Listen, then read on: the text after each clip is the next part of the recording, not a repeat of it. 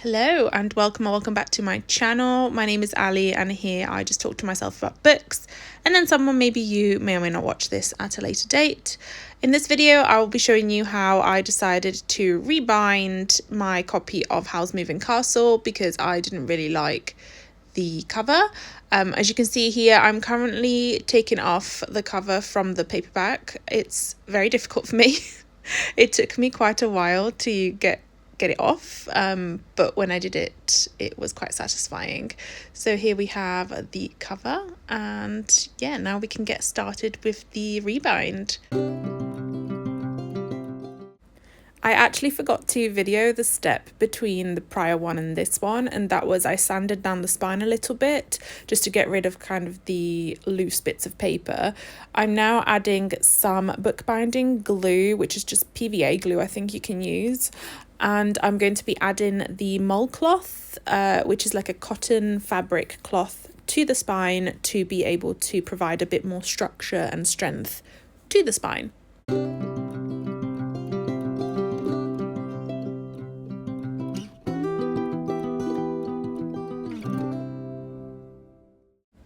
Okay, so next thing I'm doing is measuring out the headbands, I think they're called, and cutting them out. So these will be placed at the top and the bottom of the spine, and it just looks pretty when you're looking at the hardcover from like the bottom or the top, and it also just makes sure that kind of like the pages aren't exposed.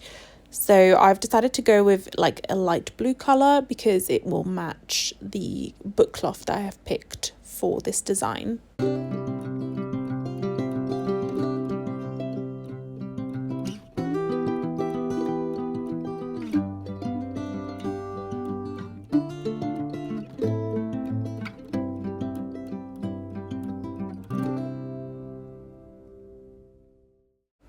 Next step is to measure and cut out the board that's actually going to make up the cover. So what I have done is I have measured the book, added I think 7mm to the height, and taken 3mm off of the width of the book. And then for the spine, I have measured the height of the book and added on top of that the height of the board as well. I will post a video down below that I used to help me work out what to do and that I found really helpful. So do check those out because they're probably explaining it a lot better than I am. Also, I finally discovered these like little wheelie cut things, and they are so much better than a Stanley knife, in my opinion. So much easier to use, and yeah, just made the whole process a lot smoother. So here's what you should be left with, which is a front cover, a back cover, and a spine ready to bind together with the book cloth. So this next step, I don't know if it's necessary. I have seen people bind books without doing this step, but I just kind of wanted to do it because I thought, being fairly new to this, it would provide a bit more structure and it would just also let me test it out before I actually bind it with the book cloth. So in this step, I am just gluing the spine to a piece of thin card. I am then going to use a little tool to kind of create the ridges and score that. So I think the tool's called like a whalebone or something, but you can use anything that's kind of rounded and not sharp to make that scoring. I then used a spacer and I went for 1 centimeter between the spine and the covers, and I glued them the other way around, so you kind of flip over the way you've glued the spine and glue each side on.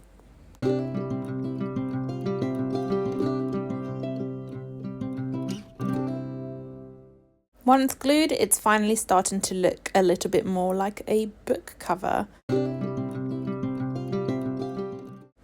This is probably one of my favourite steps for kind of the base of the book cover, and that is to cover the book in a book cloth. So I went with this kind of sky blue colour. I felt that was very Howl'S Moving Castle in my head.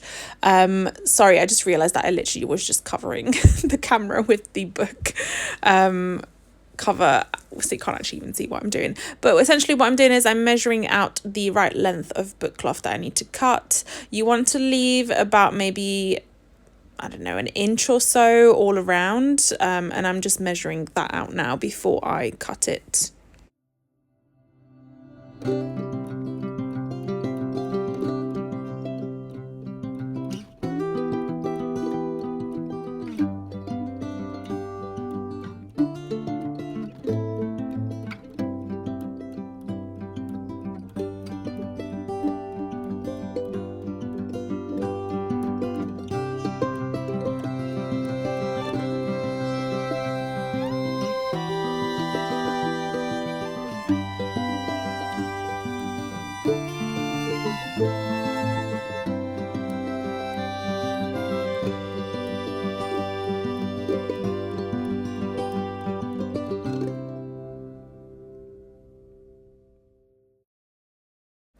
Next, I'm going to glue the cardboard to the book cloth. So starting with the spine, and you want to do it on the bit where the paper or card is exposed.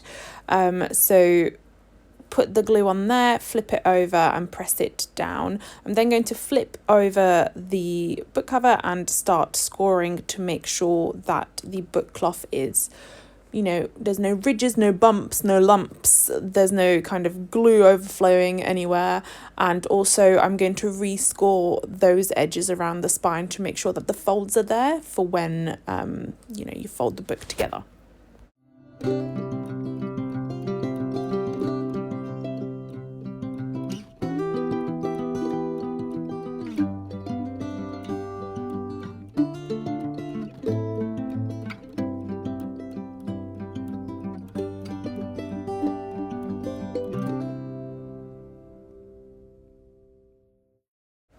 Once the spine is glued in place, you can start gluing the sides, and what you need to do is put the glue on the card bit, and then you're going to slowly kind of cover the book cloth using a tool. I found it easier to make sure it was smoothed on, and that also, again, the glue didn't kind of get on the external side of the book cloth, because that can happen, and it's really hard to get off. So yeah, again, using my little trusted tool, which I really enjoy. I just really like the scoring process, and yeah, you do that on both sides, and I will show you what it looks like in a minute.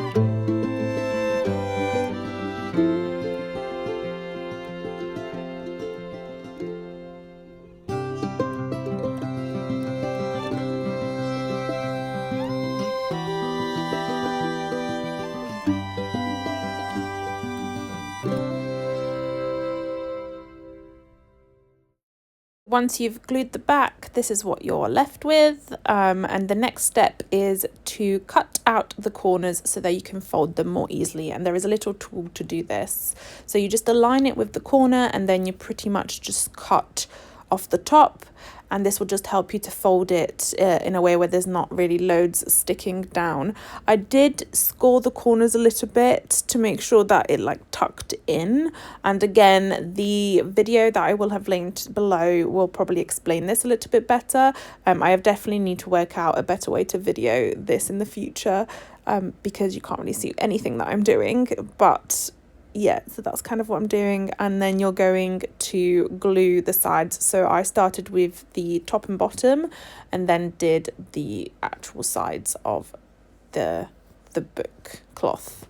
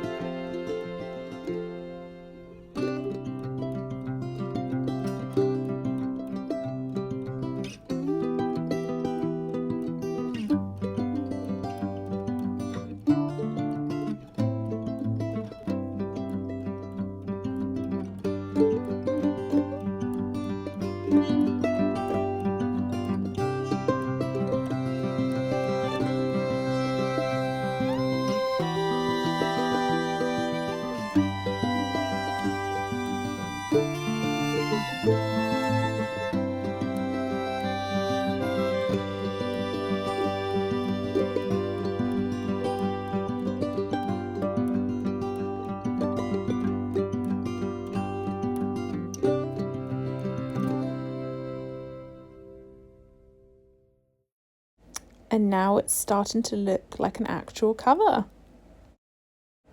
So here I am just picking out my end papers. I have gone for this celestial bluey colour, which will match the book cloth, but also matches the vibe of Howl's Moving Castle. If you know the story, then you know.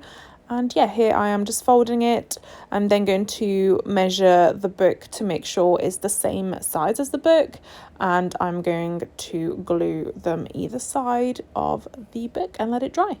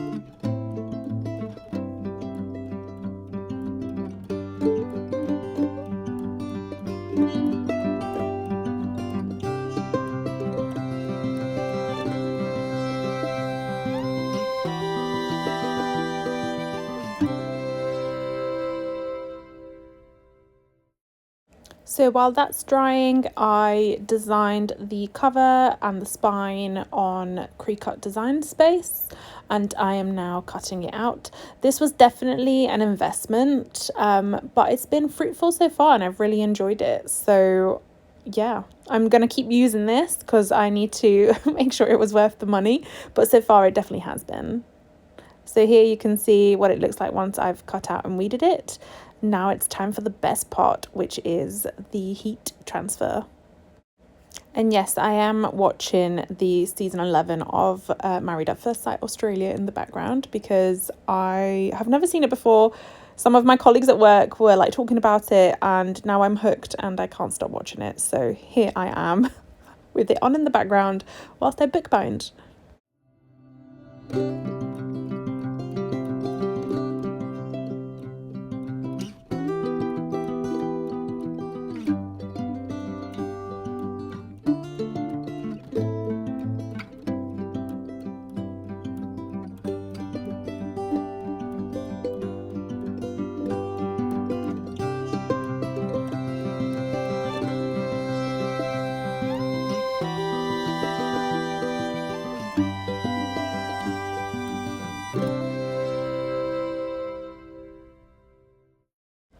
This heat transfer process is so therapeutic. Like, I hate ironing, but this was just fun. However, I will say that I think I made an error in that I tried to peel it while it was still warm, and I think with this particular one, which is the Cricut Smart Iron on holographic foil, you have to let it cool down first and then peel it off because it kept kind of bringing up the whole thing and just leaving the glue down. So if I ever do it again, I will definitely just be patient and wait for it to cool down after I have pressed it down with the heat.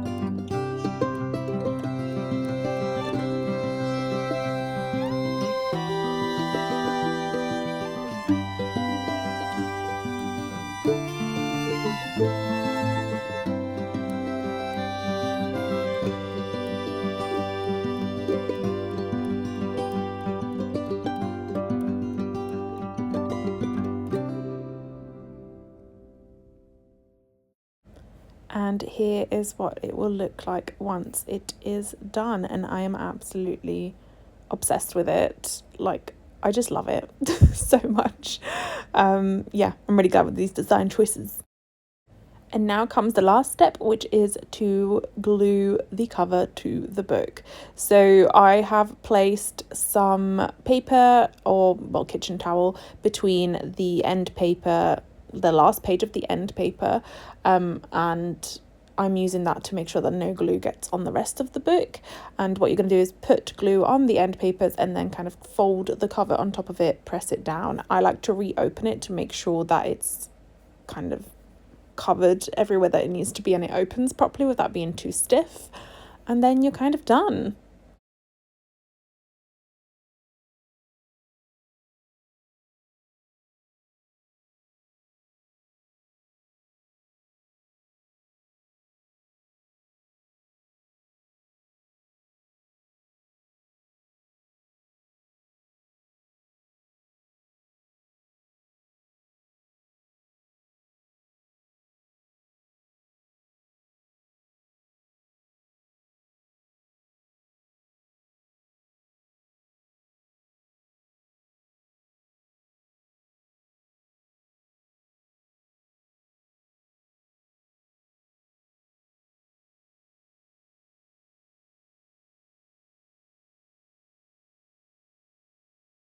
And here is the final product. So yeah, I'm still learning, so I do still make mistakes, but to be honest, I'm still really proud. This is only like the 4th book I have bound ever, and I don't know, I think it looks pretty good. I love it.